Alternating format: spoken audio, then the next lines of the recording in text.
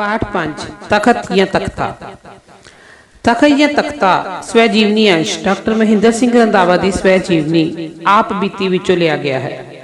इस विच डॉक्टर साहब ने अपने MSc पास करन मगरों बेरोजगार रहने की अवस्था ते फिर दृढ़ निश्चय नाल ICS की परीक्षा पास करन दा वर्णन किया है। ये बड़ा प्रेरणा भरपूर स्वै जीवनी अंश है। जून 1930 विच लेखक ने MSc ऑनर्स बॉटनी अव्वल दर्जे च पास की। उसका थीसिस पंजाब दीआं काहियां उत्ते सी। उसने प्रोफैसर SL घोष की अगवाई हेठ काम किया। ट्रिब्यून विच नतीजा पढ़ के लेखक लाहौर गया ते अपने प्रोफैसरां नूं मिलिया। उसके प्रोफैसरां ने एक सफ़े के सर्टिफिकेट बड़ी मेहनत नाल लिख के दिते।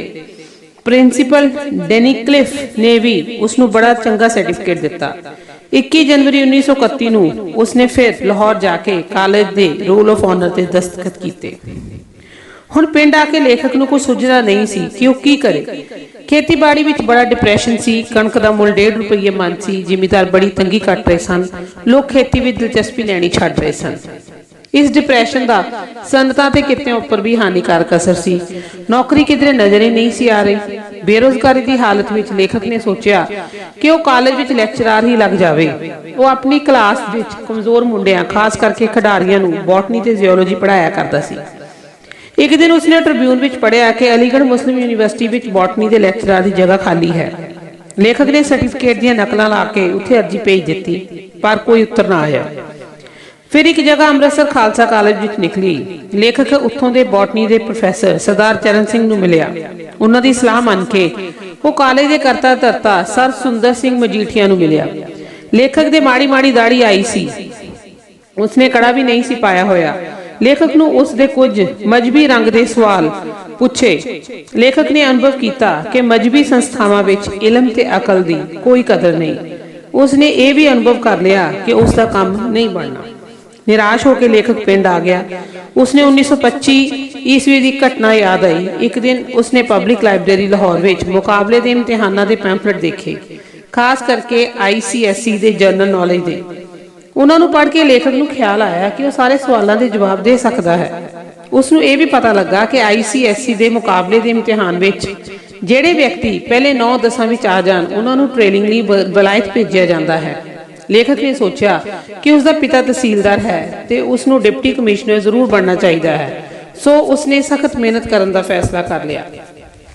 लेखक ने पब्लिक सर्विस कमीशन को चिट्ठी लिख के दाखिले का फार्म मंगवाया तो उसनूं भर के फिर उसने भरवाई जाके डिप्टी कमिश्नर साहब नूं दे दिता। भरवाई विच लेखक नूं PWD के एक सिख ओवरसीयर्स ने रोटी खवाई ते रात सौण लई मंजी भी दी। लेखक उस नेक इंसान नूं कदे नहीं भुला सकिया।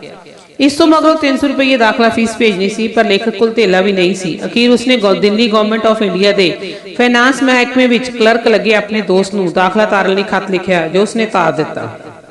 2 फरवरी 1932 नूं लेखक हरकृष्ण सिंह कोल गज सिंहपुर विच बीकानेर बार में चला गया। इत्थे उसके पिता ने अपने 6 पुत्रां लई 30 मुरब्बे जमीन किश्तां उत्ते खरीदी हुई सी। डिप्रैशन करके जिमीदारां विच बड़ी बेचैनी सी। लेखक के भरावां ने अपने ते कामिਆਂ ਲਈ कच्चे कोठे छत्ते हुए सन। उन्हां दा इंतजाम करन लई एक मुंशी राम सिंह कर रखिया होया सी। कामिਆਂ दी रसद गज सिंहपुर तो बाणियां तो उधार आउंदी, वो जो जी चाया लिख लैंदे। एक कच्चे कोठे विच लेखक रहिंदा सी। उसने एक खाल कोल छप्पर छताया, उस विच ढिल्ली जी मंजी रख लई। उस उपर उसने गोल तकिया रख लिया। वो सवेरे 7 बजे तक पढ़ता, शाम नूं 1 घंटा खाल के कंढे सैर करता। इन्हीं दिनी गज सिंहपुर विखे बीकानेर का महाराजा गंगा सिंह आया। रियासत के बहुत सारे अफसर ते चपड़ासी टिड्डी दल वांग फैले हुए आए सन। महाराजा गंगा सिंह की स्पैशल गड्डी जो स्टेशन पर पहुंची तो बागड़िया ने अन्नदाता घने श्याम के नारे लाने शुरू कर दिते। पर पंजाब के बहादुर जट रौला पाउण लगे, साडे पैसे मोड़ जा, असीं मुरब्बे नहीं रखने। लेखक ने जिमीदारां नूं हुल्लड़बाजी तो रोकिया ते महाराजे नूं अंग्रेजी विच लोकां दीआं तकलीफां समझाईआं। सलाह दी कि किश्तां विच नरमी करनी चाहिए है। उसने लेखक की गल बड़े घुमंड नाल सुनी, पर लेखक ने अनुभव किया कि असर जरूर होया। ICSE के मुकाबले का इम्तिहान 11 तो 26 जनवरी नूं मेटकाफ हाउस दिल्ली विच होना सी। खैबर पास मार्केट के कोल एक पीले रंग की कोठी विच बहुत सारे सरकारी क्लर्क रहिंदे सन। इत्थे ही लेखक का दोस्त नरजय सिंह बैंस रहिंदा सी। एक वड्डे कमरे च 12 मंजे डट्ठे हुए सन। उत्थे ही लेखक लई भी मुंज की मंजी डाह दी गई। इस मुकाबले के इम्तिहान विच जो जनवरी 1931 विच होया, लेखक का 19वां नंबर आया। इस विच लेखक ने अपनी कमजोरियां नूं अनुभव किया। लेखक 1 जनवरी 1932 ਨੂੰ ਗਾਜਸਿੰਘਪੁਰ ਤੋਂ ਚੱਲ ਪਿਆ। ਐਤਕੀ ਇਮਤਿਹਾਨ ਵਿੱਚ ਉਸ ਦਾ 5ਵਾਂ ਨੰਬਰ ਆਇਆ ਅਤੇ 9 ਵਿਅਕਤੀ ਲੈਣੇ ਸਨ। ਇਸ ਤਰ੍ਹਾਂ ਉਸ ਨੂੰ ਕਾਮਯਾਬੀ ਪ੍ਰਾਪਤ ਹੋਈ। ਜਦੋਂ ਲੇਖਕ ਜਨਵਰੀ 1932 ਵਿੱਚ ਉਪਰੋਕਤ ਇਮਤਿਹਾਨ ਲਈ ਦਿੱਲੀ ਗਿਆ ਤਾਂ ਉਸਨੇ ਸੋਚਿਆ ਕਿ ਖੈਬਰ ਪਾਸ ਕੋਠੀ ਮਨਹੂਸ ਹੈ। ਉਸਨੇ ਆਪਣੀ ਠਾਹਰ ਦਾ ਇੰਤਜ਼ਾਮ ਮੈਟਕਾਫ ਹਾਊਸ ਦੇ ਕੋਲ ਕੀਤਾ। ਇੱਕ ਨਵੀਂ ਜੀ ਕੋਠੀ ਵਿੱਚ ਇੱਕ ਨੌਜਵਾਨ ਲਾਲੇ ਨੇ ਛੋਟੇ ਜਿਹੇ ਕਮਰੇ ਦਾ 50 ਰੁਪਏ ਮਹੀਨਾ ਕਿਰਾਇਆ ਮੰਗਿਆ। ਲੇਖਕ ਨੇ ਕਿਰਾਇਆ ਮੰਨ ਕੇ ਉਸ ਨੂੰ 10 ਰੁਪਏ ਪੇਸ਼ਗੀ ਦੇ ਦਿੱਤੇ। अगले दिन जो लेखक अपनी किताबों से बिस्तरा चुक के उत्थे पुजा तो लाला साफ मुकर गया। उसने पेशगी दिते 10 रुपये भी मार ले। लेखक का मन बड़ा दुखी होया। 1946 ईस्वी विच जदों लेखक दिल्ली का डिप्टी कमिश्नर बनया तो लेखक ने कोठी लभ लई ते उसदे पेशकार ने लाले नूं भी लभ लियांदा। लेखक अपने दफ्तर विच बैठा सी ते लाला अंदर आया। लेखक ने जनवरी 1932 विच एक सिख मुंडे ते 10 रुपये मारन की गल पुछी तो उसका रंग पक हो गया। ਜਦੋਂ लेखक ने कहा कि वह सिख नौजवान आप ही है तो वह बहुत घबरा गया। लेखक ने उसनों कहा कि 200 रुपये महरौली की लाइब्रेरी में चंदा दे देवे, उसका 1932 का कर्जा माफ किया जाता है।